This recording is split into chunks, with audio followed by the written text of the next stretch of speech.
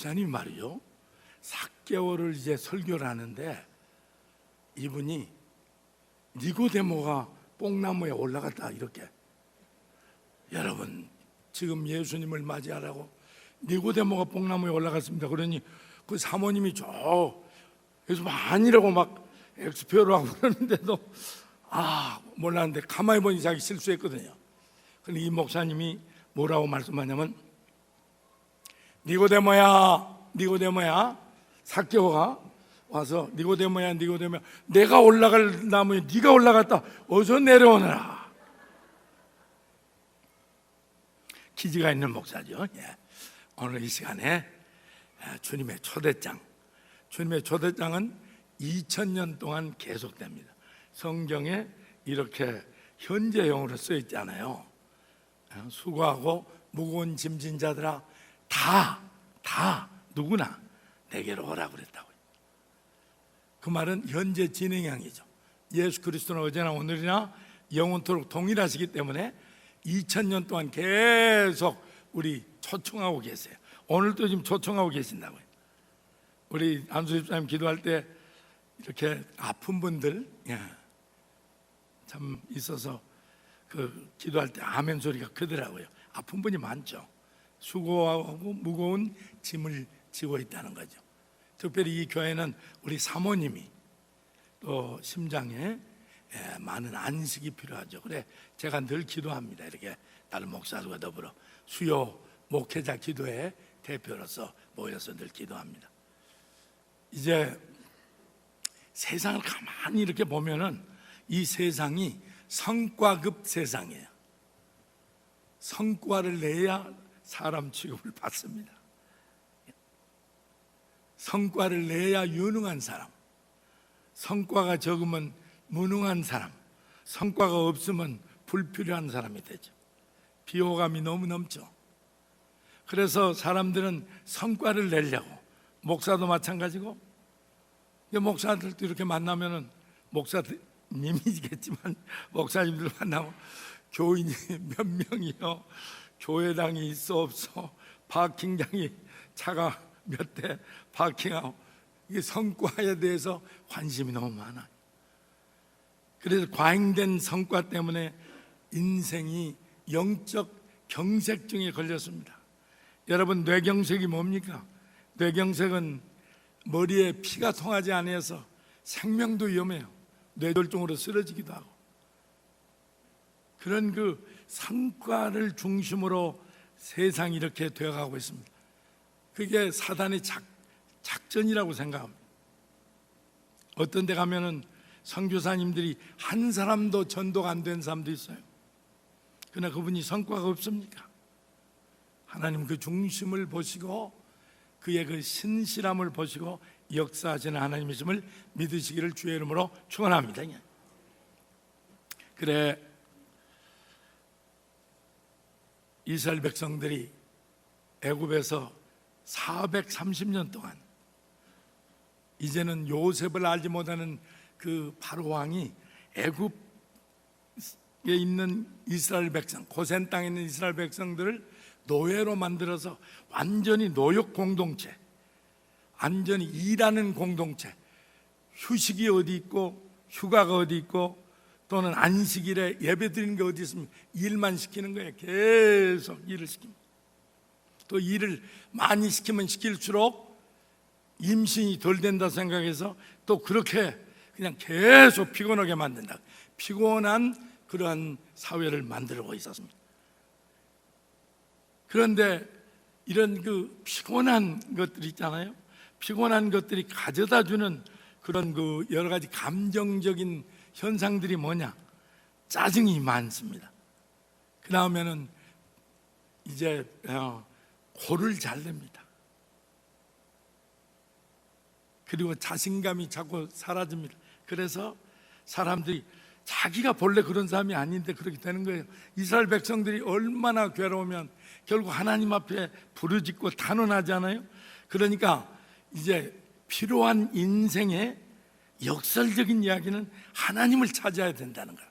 하나님께 간절히 부르짖고 부르짖었더니 하나님께서는 모세를 통해서 이스라엘 백성들을 출애굽시켜 광야에서 안식을 누리고 또 광야에서 예배를 드리게 만들고 광야에서 성막을 짓고 하나님의 율례와 법도를 배우게 하는 하나님의 놀라운 은혜를 베풀어 주었습니다. 그러니까 예를 들어서 여러분이 지금 여러 가지 피곤함이 육체적인 피곤함도 있습니다. 병고로, 저희 아내도 오랫동안 병고에 시달리고 해서 사실 여기 올 때도 내가 살림하고 왔다고 내가 늘 그러죠. 예.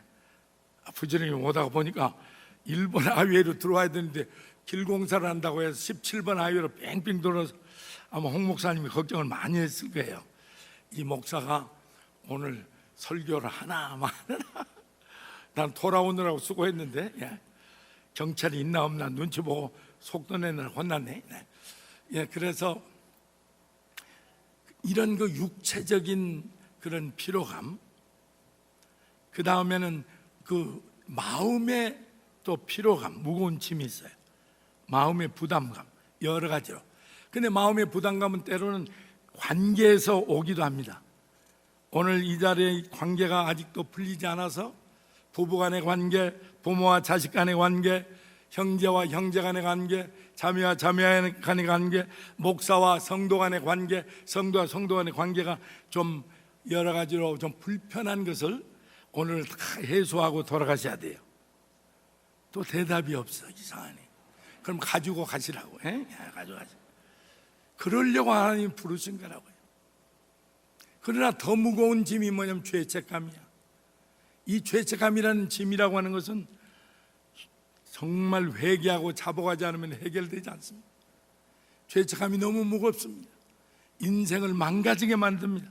삶의 모든 활력을 잃게 만듭니다. 그리고 또 항상 두렵습니다. 형벌이 있지 않을까 두렵고, 사실은 하나님이 형벌을 줄 수가 있습니다. 그래서 죄책감이라는 게 너무 참 무거운 짐이라고 하는 것을 볼 수가 있습니다. 그러면은 오늘 제 설교는 세 가지 요점이에요. 첫째는 다 같이 안식하는 삶, 두 번째는 배우는 삶, 세 번째는 축제와 소망의 삶. 소망의 삶. 이제 다 잊어버려도 이 제목들을 꼭 기억하시기를 바랍니다. 그러면 이제 처음이 안식이라는 건 영어로 rest라고 하기도 합니다. 쉰다, 쉼이 있다. 오늘 우리 성가대 참 은혜롭게 잘 찬양을 했는데 거기 보면 그 쉼표가 반드시 있잖아요. 쉼표가 없는 찬양을 하려면 참 힘들 거예요. 아마 불효범이 될 거라고. 그러니까 쉼표 인생이라는 게 참 중요하다. 가다가 쉬듯이 우리가 쉼이 있어야 되는데, 그러면 우리가 쉼을 하려면은 쉼하기 전에 아까 무거운 짐은 제가 말씀했잖아요. 그러면 쉼을 하기 위해서는 누구한테 나의 무거운 짐을 좀 맡겨야 되는데 신뢰할 만한 사람이 있겠는가? 사람들이요, 자기의 그 어려운 문제를 이야기를 합니다. 대개 자기 문제가 남의 문제보다 항상 더 심각하다고 생각하고 자기 짐이 다른 사람의 짐보다 더 무겁다고 생각하는데, 가서 이야기를 하다가 그 사람의 짐까지 지고 온다고요. 보니까 그 사람이 애로사항이 너무 많고, 그래서 내 짐 더하기 그 사람 짐까지 다 지고 오죠. 목회자가 딴 게 아니에요. 성도의 짐을 지는 사람이에요. 짐을 잘 지는 사람, 짐꾼이 돼야죠. 그러려면 영적 어깨가 든든하고, 여하튼 그러한 짐을 질 때 자기 혼자서 감당을 못하죠. 너무 감당을 못할 때는 결국은 자기 자신도 좌절하게 마련이지만, 그러나 그 모든 짐을 주님께 가져오라. 다 오라고 그래. 다 오라.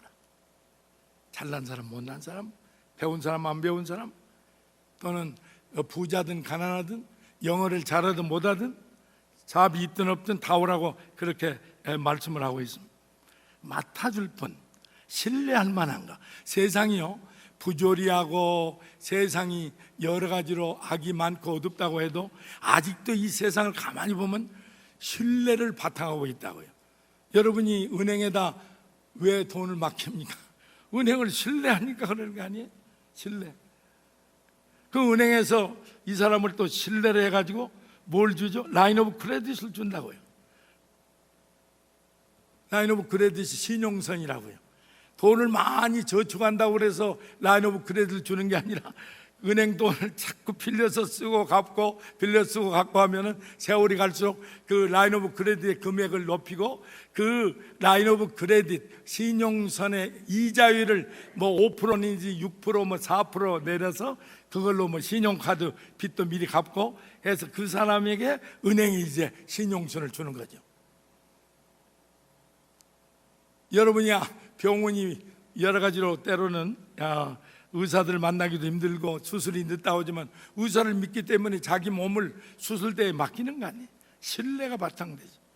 그러면 내가 여러분에게 묻겠어요. 속으로 한번 여러분께서 대답해 주시기 바랍니다. 여러분은 하나님과의 그 라인 오브 크레딧이 얼마나 됩니까? 두 분도 한번 생각을 해봐요. 나는 하나님과 나 사이에 그 신용선이 잘 되고 있는가?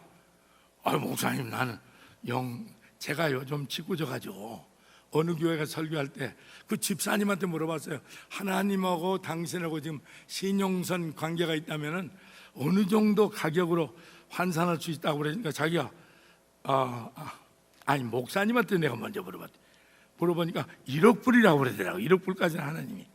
그래서 그 정도로 하고 나는 안 물어보면 되는데 그 이번에는 안수 집사님한테 물었더니 이 양반이 100억 불이라고 그러더라고요. 그냥 목사님 얼굴이 빨개지더만. 야, 하나님과 나 사이에 그 크레딧이란 게 정말 스카이 하이 거기에 금액이 관계없지 않아요. 생각해 보세요. 자기 아들을 우리를 위해서 생명을 건지시려고 줬으니 아들을 주시니가 어찌 다른 것을 너희에게 주지 않겠느냐 그러잖아요. 여러분이 참 하나님의 자녀로서 자부심을 절대로 잊어서 안 됩니다. 아멘. 네. 자부심을 가져야 돼. 첫째는 소속감이 분명해야 돼요. 하나님의 가족이 돼야 돼요. 그럼 두 번째는 자존감, 셀프 에스팀이 강해야 돼요. 셀프 에스팀이 어디서 와요? 예수 그리스도짜리라고. 예수 그리스도짜리. Jesus worth예요. 100억 불도 아니고 예수짜리의 인생이요. 그 다음에 자신감이 있어야 됩니다. 자신감은 결국 성령이 함께 하셔서 우리 하나님의 자녀이기 때문에 성령을 보종으로 삼아서 성령이 한없이 우리를 사용하시고 우리에 있는 잠재력을 마음껏 개발하시고 역사해 주십니다. 그 다음에 마지막이 데스티니, 소명감이. 마지막이 뭐냐면 사명감. 여기 사람들이 데스티니란 말을 많이 쓰죠. 사명, 미션이 있다, 그렇게 이야기합니다. 그러면 우리가 맡길 만한 분에게 지금 우리는 이제 우리의 점을 맡기라. 그 예수 그리스도란 말이에요. Only Jesus. 예수 그리스도만이 우리 짐을 잘 맡아줄 수 있다 하는 것을 말해주고 있습니다. 내 모든 시험 무거운 짐을, 다 같이 내 모든 시험 무거운 짐을 주 예수 앞에 아뢰이며, 근심에 쌓인 날 돌아보. 내 근심 모두 맡으시네. 내 짐이 점점 무거워질 때 주 예수 앞에 아뢰이며, 주께서 날 구해주사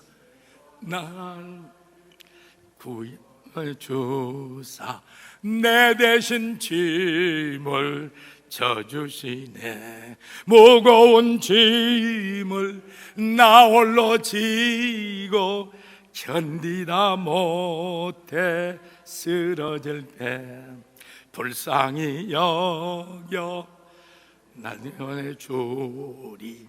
은혜의 주님 오직 예수. 할렐루야야. 주님이 다 짐을 져주신다. 주님은요, 우리가 져달라고 하는 것만 져주시는 거예요. 여러분과 제가 고하지 않으면 그건 우리 책임이야. 왜 주님 내 짐을 져주지 않느냐고 말씀하지 마세요. 여러분 주님 앞에 이양을 하셔야 돼. 짐을 다 이양을 하셔야 돼. 그것이 곧 내려놓는다는 거예요. 내려놓아야 돼. 제발 좀 내려놓으시기 바랍니다.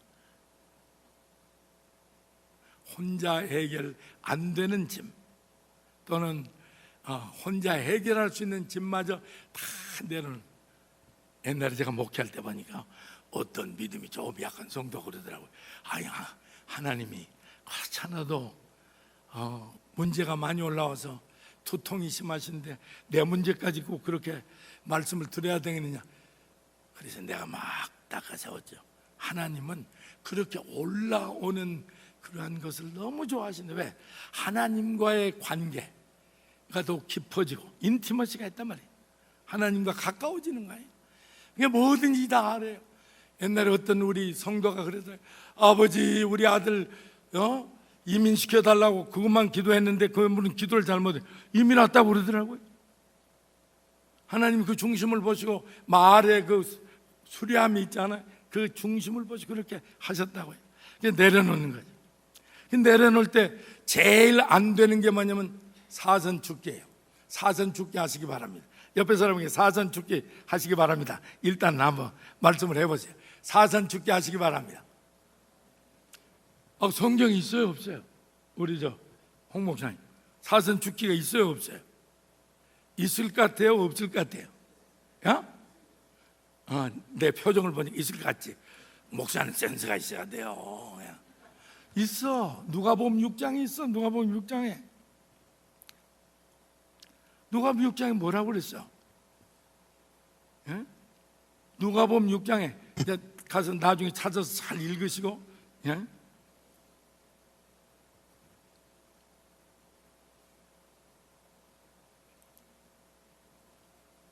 6장 35절이 그 이하에 있다고요. 자, 보세요. 자, 사선축기가 뭐냐면 원수를 사랑하라면 원사, 선, 미워하는 자에게 선대하라. 축, 저주하는 자를 축복하라. 기가 막힌 이야기야.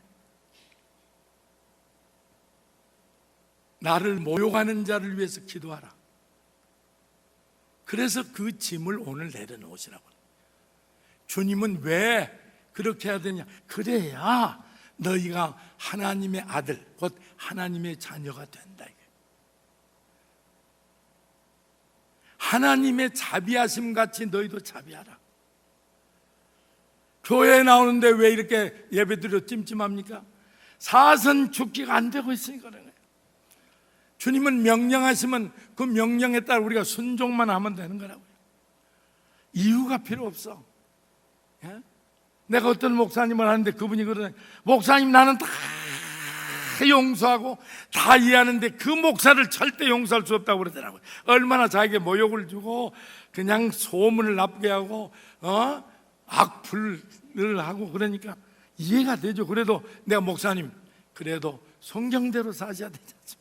그러니까 나중에 목사님은 그렇게 살려고 노력하는 거 알지만 나는 안 된다고 그래서 참 목사님도 힘들구나. 그러나 오늘 사선축기 하시기 바랍니다. 아멘.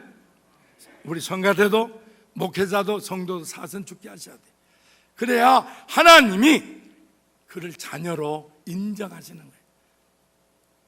그 사람을 보면은 그 부모를 볼 수 있잖아요. 그 부모가 누구인지 알 수 있잖아요. 우리 부모, 우리 아버지가 누굽니까? 하나님 아십니까? 하나님이 우리를 용서하시기 위하여 아들을 희생하셨다고요. 아들을 주시니라고 그랬어요. 아들을 주시니가 어찌 다른 모든 걸 너희에게 주지 않겠느냐 그렇게 말씀하신 것은 결국 뭡니까? 다 주신 거예요. 다 주신 거예요. 그래야 교회가 아주 훈짐이 나고 성령이 역사하는 거예요. 오늘 필요한 것은 성령의 역사하는 교회고 순복음 아닙니까? 내가 소망교회 거기도 순복음, 거기도 이 성령 운동하는 교회 아닙니까? 우리가 필요한 것은 성령의 역사만 있으면 교회는 부흥하지 말라고 해도 부흥하여 항상 성령의 나타나심과 복음의 역사로 교회가 되는 거라고요. 교회는 상식적인 문제를 해결하는 데가 아니고 인생의 근본 문제를 해결하고 영생을 가진 성도들을 양육하는 곳이에요.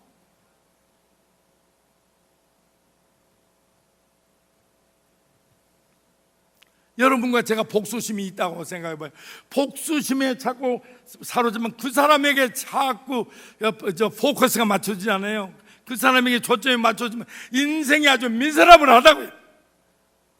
엉망진창이 되는 거예요. 다윗과 골리앗이 싸울 때 어떻게 해서 다윗은 골리앗을 보고 싸운 게 아니에요. 하나님을 보고 싸웠어요. 골리앗은 다윗을 보고 야야야 이놈아 내가 무슨 개냐? 막대기 돌을 가져오길래. 골리앗은 다윗을 보고 있지만 다윗은 너는 나에게 창과 단창으로 내게 나가거든요 나는 만군의 여호와의 이름으로 내게 가노라고 그랬잖아요. 하나님을 바라보고 네가 하나님이 없는 네가 하나님이 있는 백성들을 지금 못 살게 하기 때문에 나는 하나님의 이름으로 간다. 예수의 이름으로 오늘날 우리만 예수 이름으로 간다. 그냥 단 한 방에 그 불맷돌을 날려가지고 그 이마에 박혔다고 그랬잖아요. 그러면 던지는 것은 다윗이지만 결국 가속을 붙이게 하는 것은 하나님이시라고요. 그래서 난 제목을 붙이기를 골리앗이 겨우 3m밖에 키가 안 되는데 30m, 300m면 그 소리가 폭탄 떨어지는 소리가 났을 거라고 생각합니다. 뒤로 넘어질 때 다 이게 내려놓는 거예요. 그 다음에는 잠잠히 기다리셔야 돼. 잘 안다는 게 그러죠. 그냥 기다리는 게 아니고 하나님 앞에서 기다리라. 코람데오입니다. 우리 성도들은 하나님 앞에서 기다리라. 하나님 앞에서 기다리라. 기다리는 걸 배워야 됩니다. 잠잠히 기다리라. 그 이스라엘 백성들이 앞에 홍해가 있고 뒤에 애굽 사람들이 지금 계속 쫓아오고 양쪽은 암벽이 있으니까 얼마나 아까 말한 것처럼 온성이 하늘에 충천했잖아요. 그때 모세가 뭐라고 말합니까? 너희들 잠잠하라. 서서 잠잠히 하라. Stand still이라고 그랬대. 잠잠하라 좀 제발. 오늘 너희가 보는 저 애굽 사람들을 다시는 보지 못하겠다. 그 다음에 또 뭐라고 했냐면 잠잠하란 말을 또 했더라고요. 이 싸움은 너희의 싸움이 아니야. 하나님이 대신 싸워주는 싸움이야. Hold your peace라고 했대. 너의 마음을 평강으로 잘 홀드 좀 하고 있으라. 요동하지 마라. 풍랑이는 바다에 우리 참 주님이 고물에 베개를 하고 주무시고 계셨죠. 예? 풍랑을 이루면 내가 두 사람한테 물어보겠어요. 풍랑이면 눈 뜬 사람이 위험합니까? 눈 감은 사람이 위험합니까? 빨리빨리 이야기하지. 시간 가는. 눈 뜬 사람이 위험해요? 눈 감은 사람이 위험해요? 뭐라고? 눈 뜬 사람이 위험해? 야, 이거 성경을 아주 기가 막히게 잘못 해석하네. 눈 감은 사람이 위험하지. 근데 주님은 평강 앞에서 잠자고 계시잖아요. 평강이 주여 우리가 죽겠습니다. 좀 일어나셔. 이 판국에 무슨 낮잠이요. 우리 주님 얼마나 피곤하면 그 고물에 베개하고 주무셨겠어요. 파도야 잠잠하라. 그렇게 하신 것을 우리가 보게 되는 거죠. 그 다음에 두 번째는 배움으로 초대. 잘 배워야 됩니다. 교회는 배우는 데입니다. 진리를 배워야 됩니다. 바른 지식은 우리에게 평강을 가져다 줍니다. 그 안식이 있습니다. 그러니까 교회는 가르치고 배우는, 배우지 않으면 가르치고, 가르치려면 가르치고 배우고 그러면 너무 좋습니다. 그러면 주 예수님이 우리에게 오라고 했을 때 그분을 확신으로 우리가 가서 모든 것을 맡길 수 있는 분이라면 이제 우리가 모든 걸 맡길 때 그분을 알아야 되는데 그분의 마음을 알아야 됩니다. 여기 보니까 마음이 온유하고 겸손하니, 주님이 자기 일을 표현할 때 나는 마음이 온유하고 겸손하다고 그렇게 말씀을 했습니다. 온이란 말은 따뜻하고 유란 말은 부드럽죠. 어떤 사람들을 우리가 만나기를 원합니까? 따뜻하고 부드러운 사람들 원하잖아요. 그냥 만나면 냉랭하고 냉기가 쫙쫙 흐르고 이런 사람들은 어쩐지 나는 싫어. 그거 아니에요? 우리가 교인들이라고 하는 것은 한 가지, 이게 항상 따뜻하고 부드러워야 됩니다. 냉랭한 것은 시체입니다. 시체는 차갑습니다. 생명력이 없으니까. 우리가 이 마른 명태를 보고라고 그럽니까? 보고를 보고 찜하려면 어떻게 해야 돼? 물에다 담가야 되잖아. 담가서 약간 불려가지고 그다음에 찌든지 어떻게 양념을 해서 할 거 아니에요? 우리가 마음이 냉랭합니까? 성령의 강수에 나를 담그면 돼. 성령의 강수에 내 자신을 완전히 던져서 성령이 나를 지배하게 하면 나에게 이 딱딱한 마음이 자꾸 없어집니다. 부드러운 마음을 주시는 거예요. 씨앗을 심으면 씨앗이 싹이 날 때 되면 얼마나 부드럽습니까? 부드러운 게 성도의 표상인 것을 우리가 알게 됩니다. 그 다음에 두 번째는 겸손. 겸손이라는 게 딴 게 아닙니다. 겸손은 낮은 대로 행하는 거죠. 항상 낮은 대로 행하죠. 한 번은 주님이 잔치에 갔더니 그날 초청된 게스트 오브 오너, 특별 손님이 앉을 자리에 다른 사람이 앉아 있는 거라. 그 주인이 와서 어떻게 했어요? 여보세요, 손님 제발 이렇게 조금 내려 앉으시면 얼마나 좋겠어요. 그렇게 했을 거라고요. 그러니까 그 사람이 얼마나 얼굴 붉게지겠어요. 어색하게 내려 앉았잖아요. 또 그 말을 하는 주인은 얼마나 어색합니까? 남이 어색하게 물러간 자리에 앉는 그날 특별 손님 또 얼마나 어색합니까? 그래, 너희는 차라리 낮은 자리에 앉으라 그러면 밀려 올라가든지 그렇게 한다는 것을 우리가 알게 됩니다.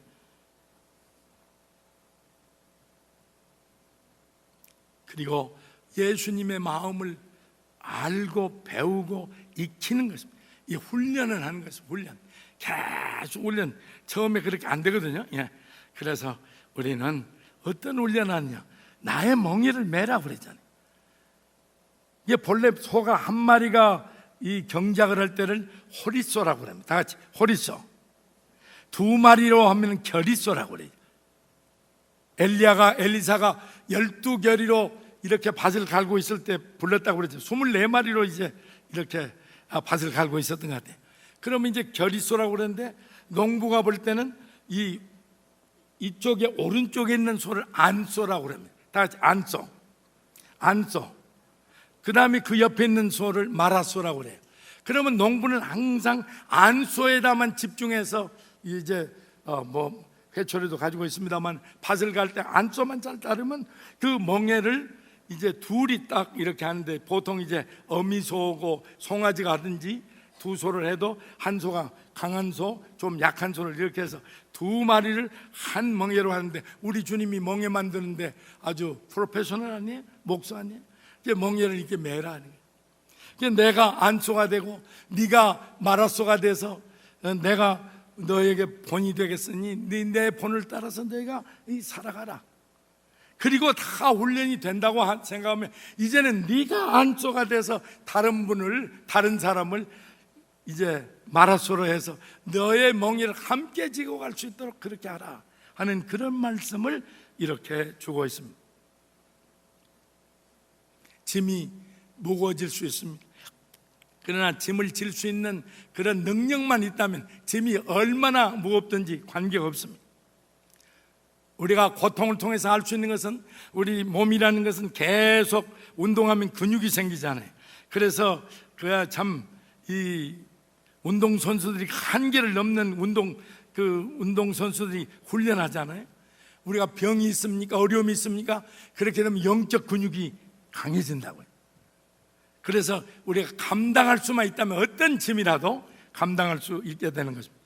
그 다음에 마지막으로 안식함이라고 하는 것은 뭐냐 그러면, 안식은 곧 우리 축제와 밝은 소망의 미래를 약속해 줍니다. 제가 이제 전기 면도기를 끼는데요, 전기 면도기를 사용하는데, 면도기를 전원에 플러그인 꽂아놓기만 하면 다 충전돼서 언제나 써도 좋더라고요. 오늘 안식일이라는 건 충전하는 날이야. 충전은, 여러분의 만약 우리가 전기 면도기라면 하나님의 놀라운 능력의 전원에, 성령의 전원에 우리 삶을 갖다가 꽂아놓는 거야. 꽂아놓기만 하면 돼요. 고사놓게나고 우리는 오늘 모여서 서로 축제하고 하나님께 경배하고 찬양하고 하나님의 말씀을 우리가 무장하고 하나님 말씀을 양식으로 삼아서 진리의 말씀이 우리를 자유케 하고 그 말씀이 우리의 권능이 되고 사단을 이길 수 있는 성령의 검을 통해서 우리가 승리하게 되잖아요. 그 다음에 밝은 미래를 보게 되잖아요. 미래가 있는 백성입니다. 하나님이 여러분과 저의 모든 그러한 잠재력을 다 개발하지 않고 있습니다. 다 못 하셨습니다. 그러면 우리 자신을 맡기고 우리가 나이가 얼마가 됐든지 관계없습니다. 우리가 끝까지 배우고 제일 두려운 사람이 누구냐? 저는 라이프롱 러너예요. 일생을 배우는 사람이 평생 학습자. 그 중에 한 분이 방지일 목사인데 그분이 104세인가에서 돌아가셨는데요, 99세 때 저하고 만났는데요, 그분은 아침에 일어나면 영어 단어 외우고 중국에 가서 성경기 때문에 중국말도 하시고 발바닥도 1000번 때리고 또 뿐만 아니라 성경도 외우고 그렇게 하시더라고요. 나는 그분을 보고 나야 기껏해야 75세밖에 안 됐는데 말이야. 이야, 나보다 이제 가셨어요 하늘나라로? 우리 아버지 빨 되잖아. 그냥 평생 배우고 평생 익히고 우리가 아직도 가능성이 있기 때문에 그렇게 나가는 게 그게 축제의 삶이에요. 그 다음에 하나님은 오늘보다도 내일 더 축복된 삶을 예약해 놓으셨습니다. 아멘. 네. 여러분은 그 삶을 향해서 계속 나아갑니다. 앞에 있는 즐거움을 위하여 우리 주님이 십자가를 참았다고 그랬죠. 그래서 오늘 말씀의 요지는 안식으로 초대요, 배움으로 초대인데 온유함과 겸손함을 배우고 축제와 소망의 삶을 살아가면서 우리 그 주님의 초대장에 아멘으로 화답하고, 여러분이 어떤 무거운 짐이 있다 할지라도 오늘 다 여기다 고하고 내려놓으시고 그 다음에 이 교회당 문을 나갈 때 참 자유함과 기쁨과 안식을 누리시기를 주의 이름으로 축원합니다.